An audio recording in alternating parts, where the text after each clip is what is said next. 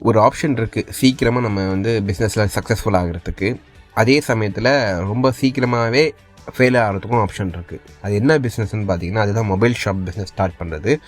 So almost 80% of the people who started this business, 80% start பண்ணவங்க வந்து இமீடியட்டாக இந்த கடையை க்ளோஸ் பண்ணிட்டு காலி பண்ணிடுவாங்க. வித்தின் 2 இயர்ஸ், 2 வருஷத்தில் கூட தாக்குப்பிடிக்க முடியல இந்த பிஸ்னஸில், இந்த மொபைல் ஷாப் பிஸ்னஸில்.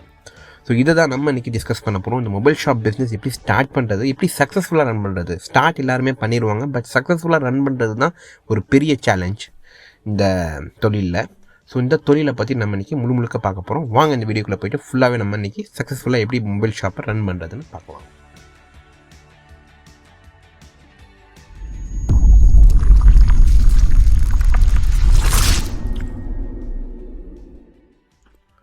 ஒரு விஷயத்தை ஸ்டார்ட் பண்ணுறதுக்கு முன்னாடி நமக்கு தெரியணும், நமக்கு அதில் எவ்வளோ மார்க்கெட் பொட்டென்ஷியல் இருக்குது, மார்க்கெட் எவ்வளோ தூரத்துக்கு இருக்குது இந்த ப்ராடக்ட்டுக்கு.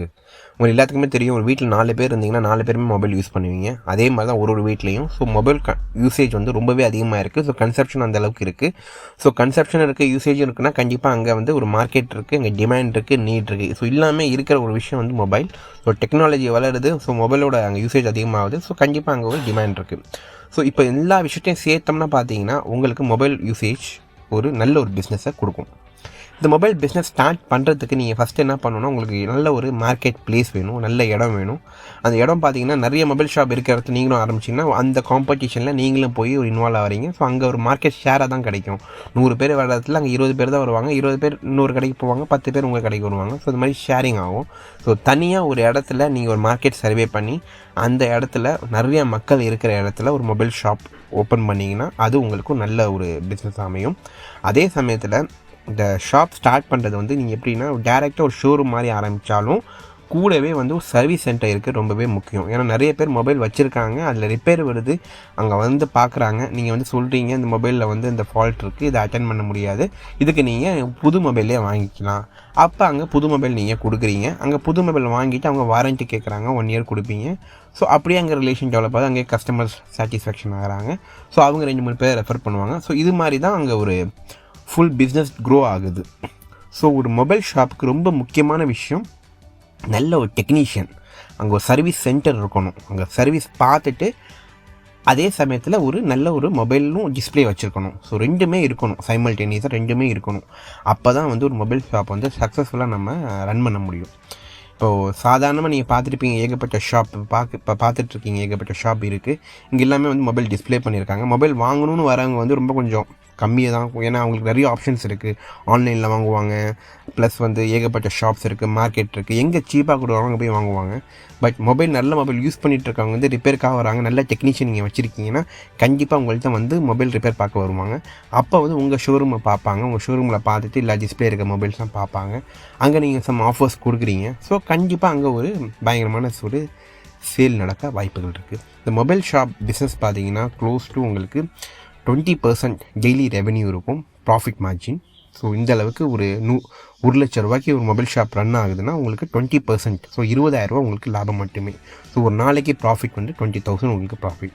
ஆவரேஜாக பார்த்தீங்கன்னா ஒரு சின்ன ஷாப் வந்து மந்த்லி க்ளோஸ் டு ஒரு 1 lakh பில்லிங் பண்ண முடியும். ஸோ அந்தளவுக்கு ப்ராஃபிட் ஏர்ன் பண்ண முடியும். ஸோ ஒரு இயர்லி பார்த்தீங்கன்னா 12 lakhs உங்களால் ஏர்ன் பண்ண முடியும், ப்ராஃபிட் மட்டுமே. ஸோ இந்த அளவுக்கு ஒரு ப்ராஃபிட்டபிளான பிஸ்னஸ் தான் இந்த மொபைல் ஷாப் பிஸ்னஸ்.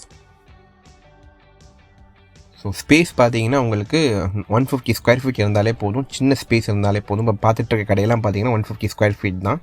ஸோ நல்லாவே டிஸ்பிளே வச்சுருக்காங்க. இப்போ பாருங்கள், எல்லா இடத்துலையும் எல்லா மொபைலும் வச்சுருக்காங்க. ப்ளஸ் பார்த்தீங்கன்னா ஒரு மார்க்கெட் ப்ரைஸ், அதோட நீங்களும் டிஸ்கவுண்ட் கொடுக்குறீங்க, அது கண்டிப்பாக ஒரு முக்கியம். ஸோ ஆஃபர் கண்டிப்பாக முக்கியம். ப்ளஸ் இந்த மொபைலோட என்னென்ன அக்சசரிஸ் நீங்கள் கொடுக்குறீங்க. ஸோ மொபைல் ஷாப்புக்கு வரவங்க வந்து மொபைலுக்கு மட்டும் வர மாட்டாங்க, அக்சசரிஸ்க்கும் சேர்த்து வருவாங்க. ஒரு ஹெட்ஃபோனோ, சிம் கார்டு மாற்றணுமோ, ரீசார்ஜ் பண்ணணுமோ, ஸோ அது சம்மந்தமான எல்லா இதையும் வந்து நீங்கள் லிங்க் பண்ணிடுறீங்க அந்த மொபைல் ஷாப்பில். ஸோ மொபைல் வாங்குறவங்க மட்டும் இல்லாமல் அந்த அக்சசரிஸ் வாங்குறவங்க, அப்புறம் டெம்பர் கிளாஸ் வைக்கிறவங்க போடுறவங்க, ப்ளஸ் உங்களுக்கு ரீசார்ஜ் பண்ணுறவங்க, பேட்ரி பேக்கப் பண்ணுறவங்க, ஸோ இது மாதிரி அது சம்மந்தமான எல்லா ஆக்சசரிஸும் நீங்கள் வச்சுருந்தீங்கன்னா உங்கள் ஷாப் ஒரு நல்லாவே சீக்கிரமாகவே ஒரு ஹீட் கொடுக்கும் மார்க்கெட்டில். அப்போ ஹீட் கொடுக்க அந்த கஸ்டமர்ஸ் எந்த அளவுக்கு நீங்கள் பிடிக்கிறீங்களோ அந்த அளவுக்கு கஸ்டமர்ஸ் உங்கள்கிட்ட ரிட்டென்ஷன் ஆவாங்க, ப்ளஸ் வர ஆரம்பிப்பாங்க. இதனால ஒரு நல்ல ஒரு பிஸ்னஸாக அமைய வாய்ப்புகள் இருக்குது. இந்த மொபைல் ஷாப் பொறுத்தளவுக்கு ரொம்பவே முக்கியம் ஹானஸ்டி. ஸோ லாயல்ட்டியும் ஹானஸ்ட்டியும் ரொம்பவே முக்கியம் இந்த தொழிலில். இந்த தொழில் எப்படின்னு பார்த்தீங்கன்னா காம்படிஷன், ஏகப்பட்ட காம்படிஷன் இருக்குது, ஏகப்பட்ட மார்க்கெட் இருக்குது. மார்க்கெட் வைட் நீங்கள் இந்த ஒரு மொபைலுக்கு ஒரு ப்ரைஸ் வந்து கொஞ்சம் அதிகமாக கோட் பண்ணுறீங்க, அவங்க நெகோஷியேட் பண்ணுவாங்க அப்படின்னு நினச்சிட்டு கோட் பண்ணுறீங்கன்னா கண்டிப்பாக தப்பு. ஏன்னா அவங்களுக்கு ஆல்ரெடி இந்த ப்ரைஸ் தெரியும். மார்க்கெட்டில் பார்த்தீங்கன்னா ஃப்ளிப்கார்ட், அமேசான் இது மாதிரி எல்லாத்துக்குமே தெரியும் என்னென்ன ப்ரைஸ் போயிட்டுருக்குன்னு. உங்கள்கிட்ட வந்து கேட்குறாங்கன்னா நீங்கள் ஒரு ஜெனியூனான ஒரு ஃபீட்பேக் சொல்லணும். ப்ளஸ் அந்த மொபைலோட கான்ஃபிகரேஷன் எல்லாமே நீங்கள் தெரிஞ்சு வச்சுருக்கணும். ஸோ எக்ஸ்பர்ட்டாக இருக்கணும். ஒரு மொபைலை பற்றி சொல்கிறப்போ எக்ஸ்பர்ட்டாக நீங்கள் சொல்கிறப்போ அவங்க எக்ஸ்பர்ட் அட்வைஸாக தான் கேட்பாங்க. ஸோ எக்ஸ்பர்ட் அட்வைஸ் கேட்குறப்போ கண்டிப்பாக நீங்கள் சொல்கிற சாய்ஸை அவங்க சூஸ் பண்ணிப்பாங்க. ஸோ அப்போ நீங்கள் ஜெனியூனாக எந்த மொபைல் நல்லா உங்களுக்கு மார்ஜின் கொடுக்குதோ, அதே சமயத்தில் கஸ்டமர்ஸ்க்கு எந்த மொபைல் வந்து சூப்பராக சாட்டிஸ்ஃபை ஆகுது, அவங்க நீடுக்கு எந்த மொபைல் வந்து ஈஸியாக வந்து மேட்ச் ஆகுது. ஸோ இதுதான் முக்கியம், ரொம்பவே முக்கியமான விஷயம். ஸோ ரெண்டுமே ஆயிடுச்சுன்னா உங்களுக்கு கஸ்டமர்ஸ் கண்டிப்பாக வருவாங்க. ஸோ உங்கள் ஷாப்பில் தான் வந்து வாங்குவாங்க. ஏன்னா நீங்கள் அங்கே ப்ரீஃப் கொடுக்குறீங்க, மற்ற கடையில் கொடுக்காத ஒரு விஷயத்தை நீங்கள் கொடுக்குறீங்க. ஏன்னா டெக்னிக்கலி சவுண்டாக இருக்கீங்க. இந்த மொபைலோட கான்ஃபிகரேஷன், இந்த ரிவ்யூலாம் கொடுப்பாங்க பார்த்தீங்களா, மொபைலுக்கு ரிவ்யூலாம் கொடுப்பாங்க. அது மாதிரி நீங்கள் ஒரு கம்ப்ளீட் ரிவ்யூ கொடுக்கணும் மொபைலை பற்றி. அப்போ அந்த கொடுக்குற டெமோவில் அவங்க சாட்டிஸ்ஃபை ஆகி அந்த மொபைலை வாங்குவாங்க. ப்ளஸ் அந்த மொபைல் உண்மையிலே அந்த எக்ஸ்பெக்டேஷனை மீட் பண்ணணும். அதுதான் ரொம்பவே முக்கியம். ரெண்டுமே பண்ணிட்டீங்கன்னா கண்டிப்பாக உங்கள் ஷாப்பில் ஆட்கள் குமிவாங்க. So step 1 market. ஸோ நல்ல லொக்கேஷனை சூஸ் பண்ணிக்கிறீங்க, மார்க்கெட் பக்கத்தில் இருக்கணும். ஆனால் உங்கள் காம்படிஷன் நிறையா இருக்கக்கூடாது, நீங்கள் மட்டும்தான் அங்கே பிளேயராக இருக்கணும். அதே சமயத்தில் நிறையா மக்கள் வந்து அங்கே உங்கள் ஷாப்புக்கு வர மாதிரி நீங்கள் பார்த்துக்கணும். ஸோ அது மாதிரி லொக்கேஷனை சூஸ் பண்ணிக்கணும். இடம் பார்த்தீங்கன்னா 150 ஸ்கொயர் ஃபீட் இருந்தால் போதும் இனிஷியலாக ஸ்டார்ட் பண்ணுறதுக்கு. அதுக்கப்புறம் மக்கள் வர வர வர உங்கள் கடையை நீங்கள் எக்ஸ்டெண்ட் பண்ணிக்கலாம். நம்பர் 3 லைசன்ஸ் பார்த்தீங்கன்னா நீங்கள் ஜிஎஸ்டி வாங்கணும். நீங்கள் ஆன்லைன் மீடியமாக போகிறீங்க, ஒரு ஃப்ளிப்கார்ட்லேயோ அமேசான்லேயோ ஒரு இ-காமர்ஸ் போர்ட்டலில் போகிறீங்கன்னா கண்டிப்பாக ஜிஎஸ்டி தேவை. இல்லை இதே மாதிரி நான் வச்சு ரன் பண்ணேன்னா எல்எல்பி நீங்கள் எடுத்துகிட்டு, லிமிட்டட் லையபிலிட்டி ஃபார்ம் எடுத்துகிட்டு அந்த பார்ட்னர்ஷிப்பில் நீங்கள் ஆரம்பிச்சிடலாம். இது ஒரு நல்ல ஒரு இதாக இருக்கும். இன்னும் சூப்பராக பண்ணணும்னு பார்த்தீங்கன்னா நீங்கள் இம்போர்ட் பண்ணலாம். இம்போர்ட் பார்த்தீங்கன்னா நீங்கள் சைனாலேருந்து ரொம்ப சீப்பஸ்ட் ஆக்சசரிஸ்லாம் நீங்கள் இம்போர்ட் பண்ணி மொபைல் கூட நீங்கள் அங்கேருந்து வாங்கி நீங்கள் ஓன் பிராண்டில் நீங்கள் க்ரியேட் பண்ணி நீங்கள் மார்க்கெட்டில் எஸ்டாப்ளிஷ் பண்ணலாம். அதே மாதிரி நிறையா ஷாப்ஸ்க்கு வந்து நீங்கள் சப்ளை பண்ணலாம். இது வந்து கொஞ்சம் நீங்கள் பெரிய இன்வெஸ்ட்மெண்ட்டுக்கு போகிறீங்கன்னா கண்டிப்பாக இதை நீங்கள் எடுத்து பண்ணலாம். இது நல்லாவே ஹியூஜ் உங்களுக்கு மார்ஜின் இருக்குது. ஏன்னா electronics is very good business in this decade.